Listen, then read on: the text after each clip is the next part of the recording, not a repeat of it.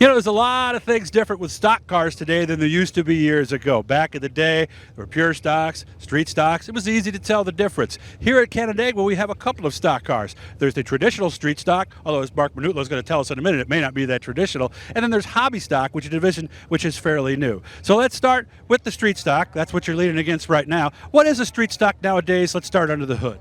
Well, under the hood, I mean, you're allowed a lot more motor-wise as far as roller rockers and what you can do to it, and as far as inside and stuff like that. Just better parts on the inside. You can, with the rods and all that, you can have different rods on the street stock, roller rockers, whatever valve spring you want. There's different stuff inside the motor that you can do that you can't do on the hobby stock to try to limit the hobby stock to make it a difference, you know. So then as far as other stuff, I mean, shocks, you can put them in the same spot now.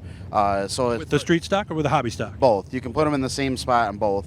Rear end, though, there's a lot more adjustment in the back of a street stock than there is a hobby stock, where you get more of a traditional trailing arm, just a strengthened one, but it's like a stock length, you know, where these, it's more of like a radius rod off of a open wheel car. More like a pure race car. Yeah, you can, like on the street stock, yeah, you can actually adjust it, you know, to where the hobby stock you cannot. So and then obviously race tires. We run on an old school street tire on the hobby stock, where the street stocks we got a race tire, which are getting hard to get. So they're panning out options with other tires and stuff like that. And we'll see how that goes. And no, he's talking about with stock tires, talking about DOT, something I could buy for my street car, basically. Yeah, you can call any tire shop and get tires for your car. So How much more expensive is it for the race tires than on the actual street stock? Or is it comparable? well, you can't even get the street stock tires right now. So that's kind of yeah, you cannot get street stock tires right now. So that's why they're panning options.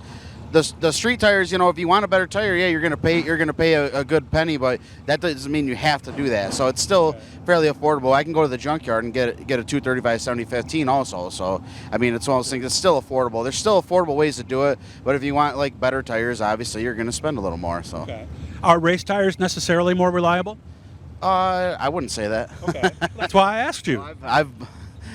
I've definitely blown my fair share of race tires this year. It sucks. Okay. What about the DOTs? What's the advantage there? Well, they're a harder compound, so they last longer. You know, definitely a more durable tire to where you can race on them for, I feel like, years. So Oh, really? You get a whole season maybe out of all four? absolutely, if you take care of them, absolutely. How about transmission? Are those the same? No, definitely not. You can run a direct drive tranny in this, like a Burt style, like in a Sportsman or Yeah, two-speed, right? a modified. It's direct drive. So once you yank it in high, you're in high, but it's got a tail shift on it. It's like a late model tranny and a street stock, to where that's the old school power glide sag and all stuff like that. Yeah, But those old Chevy two-speed power glides, right? yes, absolutely, yep.